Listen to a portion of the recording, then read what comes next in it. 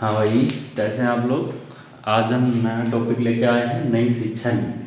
काफ़ी सारे बच्चे हमसे पूछ भी चुके हैं कि नई शिक्षा नीति में क्या क्या बदलाव हुए हैं, क्या क्या चेंजेस हुए हैं। आइए बात करते हैं, देखते हैं क्या है। तो हम बात करते हैं न्यू एजुकेशन पॉलिसी 2020 यानी कि 2020।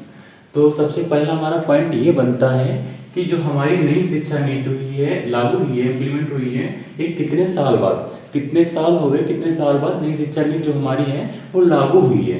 तो पहला पॉइंट हमारा यही बन जाता है कि चेंज इन एजुकेशन पॉलिसी यानी कि 34 ईयर बाद हमारी नई शिक्षा नीति लागू हुई है। पहली शिक्षा नीति हमारी कब आई थी? हमारी पहली शिक्षा नीति थी 1968, जो किसकी अध्यक्षता में आई थी? DS कोठारी और लक्ष्मण सिंह मुदालियर माध्यमिक शिक्षा आयोग से इन लोगों ने आपस में बैठक की। उसकी अध्यक्षता में आपस में वार्तालाप करने के बाद इनकी नई शिक्षा नीति लागू की गई थी 1968 में। ठीक है, फिर बात करते हैं दूसरी शिक्षा नीति जो हमारी आई है वो आई है 1986 में। वो किसकी अध्यक्षता में आई थी? वो भी कस्तूरी रंगन की अध्यक्षता में आई थी। और जो हमारी तीसरी बोली जाती जो आई है 2020 में, तो ये भी इनकी अध्यक्षता में आई है, डॉक्टर के कस्तूरी रंगन के अध्यक्ष चेयरमैनशिप में इन्हीं की अध्यक्षता में आई हुई है। तो हमारा एक पॉइंट ये भी बन जाता है कि अब तक हमारी स्वतंत्र भारत के बाद तीसरी शिक्षा नीति कौन सी है? 2020 वाली न्यू एजुकेशन पॉलिसी 2020, जो हमारी कौन सी शिक्षा बोली जाती है? Third NEP 2020। ठीक है, अब बात आते हैं दूसरे पॉइंट पे। इसमें क्या है कि GDP जो राज्य सरकार के तहत एक निर्णय लिया गया है कि जो हमारा GDP यानी कि ग्रॉस डोमेस्टिक प्रोडक्ट, सकल घरेलू उत्पादन होगा, उसका 6% इन्वेस्ट करेंगे। हम किस पे इन्वेस्टमेंट करेंगे? न्यू एजुकेशन पॉलिसी, जो न्यू एजुकेशन पॉलिसी 2020 यानी 2020 है, इस पे हम ग्रॉस सकल घरेलू उत्पादन का 6% अपना इन्वेस्ट करेंगे। ठीक है, तो पॉइंट नंबर 2 हमारा ये भी बन जाता है। ठीक है, फिर तीसरा पॉइंट हमारा ये बनता है कि चेंज द नेम।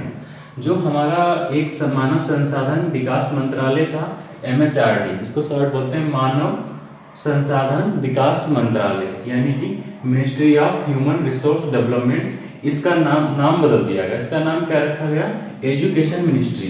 ठीक है, और आगे चलते हैं।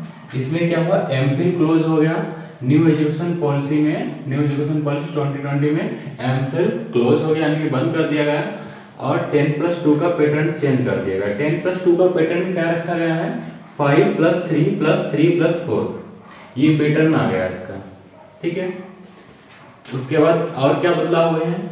एम्फेसिस ऑन स्ट्रक्चरल अंडरस्टैंडिंग, संरचनात्मक समझ पर जोर दिया गया, यानी कि जो भी हमारी चीज रचना पर आधारित हो उस चीज को ज्यादा बढ़ावा दिया गया है। दी रोट मेथड रिड्यूस्ड, इसमें क्या हुआ है? जो रटंत पद्धति यानी कि जो बच्चे रट के याद करते थे कि यही चीज 2-3 बार याद की, वो याद किया, उस चीज को बहुत महत्व कम दिया गया है, उस चीज को समाप्त कर दिया जाए, ये बात बोली गई थी। फिर दूसरा हमारा अगला बात बनता है मदर टंग वाज प्रोमोटेड, यानी कि जो हमारी मातृभाषा है इसको बढ़ावा दिया गया है। मातृभाषा है, बहुभाषिकता को बढ़ावा दिया गया है। जैसे फॉर एग्जांपल कोई क्लास में मान लीजिए 4 बच्चे बैठे हैं, चारों अलग अलग, एक हिंदी बोलता है, एक हिंदी बोलता है, दूसरा क्या बोलता है? इंग्लिश बोलता है, तीसरा पंजाबी बोलता है, चौथा बंगाली बोलता है। ठीक है, अब अगर चारों बच्चे आपस अगर फॉर्मल वे में बात करेंगे तो जो इस कॉलेज की लैंग्वेज होगी तो उसी में बात करेंगे, तो हमारा वो बहुभाषिकता का विकास नहीं हो पाता है। तो क्या किया गया कि सरकार ने जो न्यू एजुकेशन पॉलिसी लागू की है, तो इन्होंने कहा है कि जो 4 बच्चे हैं, चारों बच्चों को आपस में बात करने दो, जिससे कि हिंदी वाला पंजाबी भी सीख जाएगा, इंग्लिश भी सीख जाएगा, बंगाली सीख जाएगा। इसी प्रकार इंग्लिश वाला ये तीनों लैंग्वेज सीख जाएगा, पंजाबी वाला ये तीनों लैंग्वेज सीख जाएगा।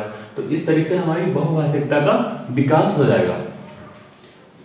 ठीक है, अब बात करते हैं न्यू असेसमेंट सेंटर, जो हमारा एक नए असेसमेंट सेंटर की स्थापना की गई है, इसका नाम रखा गया है परख, न्यू एजुकेशन पॉलिसी के तहत है ये भी।